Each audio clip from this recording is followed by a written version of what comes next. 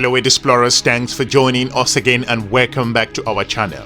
In this episode, I will be diving into the reason why the country of Turkey and the BRICS nations and a multipolar world order is here to stay, contrary to what Western nations want you to believe and Western media in certain areas. I will be looking at more specifics as an African channel that focus on how the continent of Africa interacts and deal with its strategic partners around the world, from the United States of America or North America, looking at the European Union, and more importantly Russia and China and some Middle Eastern partners, including emerging India. I will dive into more strategic issues with regards to this video.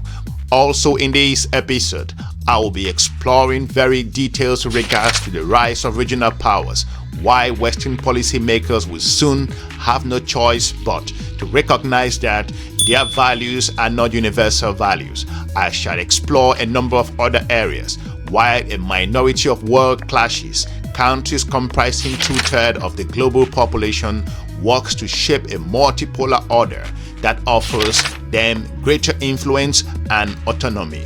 In this episode, we're not going to focus on fancy editing. You know what we do here. We talk about strategic issues, take big topics, analyze them. I will be diving into specifics in this video. So without any much delay, let's just dive straight into it. Turkey has applied for membership in BRICS, an association initially comprised of 5 major emerging economies, including Brazil, Russia, India, China, and South Africa. These countries are all leading economies on their respective continents. At the beginning of this year, 4 additional states joined the organization: Iran, the United Arab Emirates, Ethiopia, and Egypt. Saudi Arabia was also invited, though it has not yet officially joined. If you look at other areas, Turkey's application was met with immediate criticism.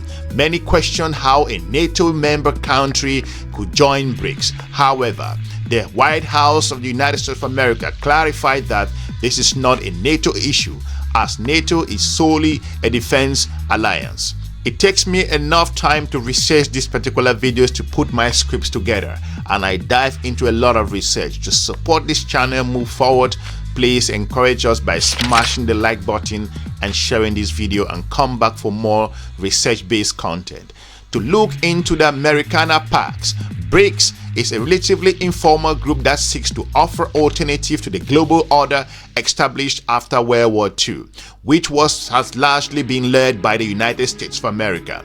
The post-war order formed during the bipolar paradigm of the Cold War, including the United States versus Soviet Union, created a foundation especially benefiting Western countries under the Pax Americana, as I pointed out. The military protection provided by the United States of America, primarily through NATO, guaranteed European freedom, while the dollar-based economic system and Bretton Woods institutions like the World Bank and the International Monetary Fund helped with reconstruction and development. America's political and also economic generosity played a critical role. However, many regional powers are becoming more assertive and are no longer willing to align with the hegemonic system, whether they are unipolar or bipolar. If you look at other strategic areas with regards to the continent of Africa, BRICS, unfortunately under China's leadership, aims to establish similar financial institutions and, in particular, seek to create a monetary system that challenges the current global dominance of the United States of America's dollar. If you draw back to the 1970s, the G7 was formed, consisting of then largest democratic economies: the United States of America, the United Kingdom, including Japan, France, Germany, and the country of Italy, including Canada, to ensure global economic stability. The European Union now also participates, and Australia is considered a close ally. This enlarged G7, often referred to as the West, sees itself as a bulwark of democratic values and has evolved into a political instrument. While the G7 set global economic standard for many years, its own economic discipline has started to falter. Now, it faces a systematic and also systemic and at times open conflict with other regional powers and looking at current blocs representing countries like Russia, China, Iran, and also North Korea, and also dependents such as Belarus. If you look at the global economy in the 20th century, these blocs held the bulk of global economic and also military power, as well as significant portion of the world's population. However, this is rapidly changing. Birth rates are declining in all Western countries, as well as in China and Russia. The emerging world now accounts for more than 2/3 of the global population, which is continuing to grow. These countries are also holding humanity's most valuable resources, the young people, specifically the continent of Africa, which is estimated to have incredible growth in terms of the human resources in the next 2030s, as we are looking at projection based on analyst research. Many regional powers are becoming more assertive and are no longer willing to align with the hegemonic system. Whether they are unipolar or bipolar, they are pushing for a multipolar world order that better reflects today's realities. If you look at how the African countries are clearly stating their position at the United Nations 79th session, which just passed recently, this is to tell you where Africa sits. African countries occupy approximately 28% of the voting right at the United Nations. This goes a long way to indicate that the continent of Africa, one way or the other, have to make decisions that also can influence decisions. So to point out, if you consider what happened between the war in Ukraine and Russia, this is important. The African countries are pointing out that they're not going to back down with regards to making it clear that they really want to sit at the United Nations Security Council as a permanent seat plus a voting right.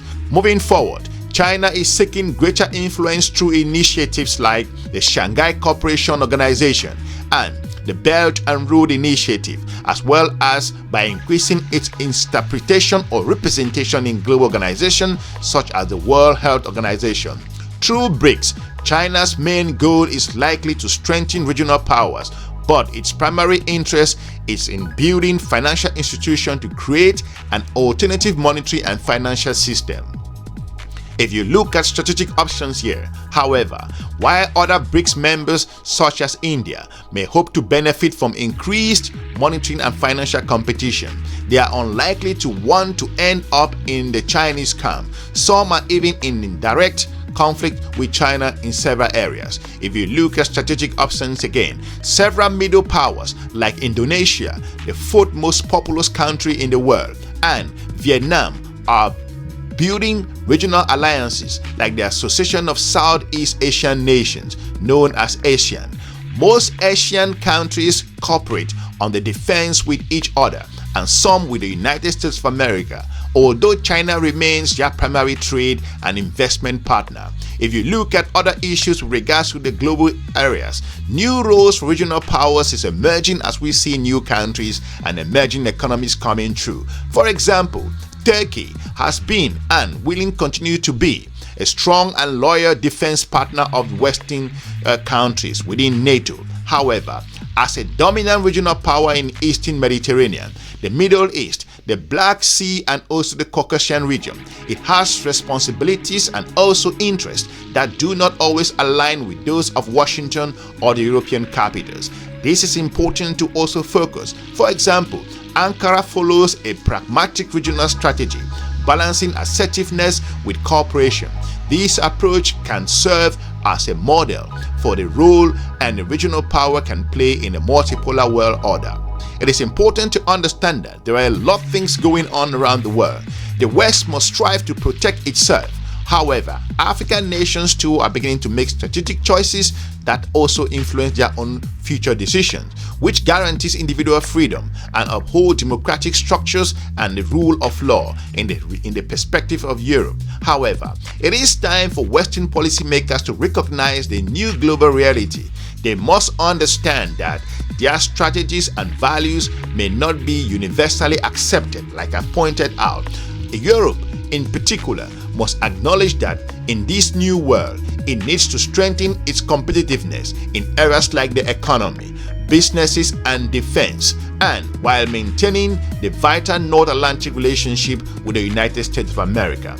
We all have seen how some countries in Europe stand on the fence in regards to the war in Ukraine and the current sanctions, and how the United States is leading the way forward and a number of European countries are just following behind. Europe should come out clear in regards to where it stands on global issues, not to make a lot of confusion. The African countries have made it clear that they are standing firm. They are not going to be involved with regards to foreign wars that has no particular implication in regards to their own interests. That's the reason why the global South countries are continuing to make it clear that the world is not going to be what it used to be before. We want to thank you for watching. Let us know what you think in regards to the current strategic issues that affect the global community and the changes that are happening around your own community. Leave us a like, smash the like button, and let us know what you think in regards to BRICS, how BRICS is about to change the game, and why Turkey's engagement and also applications to join are going to cause a lot of confusion in regards to its strategic partners in the global north. We want to thank you for watching. We are looking forward to meeting you soon in our next episode. We encourage you to check some other informative video on our YouTube channel. For now, we are looking forward to meeting you again. Have a good day. Bye-bye.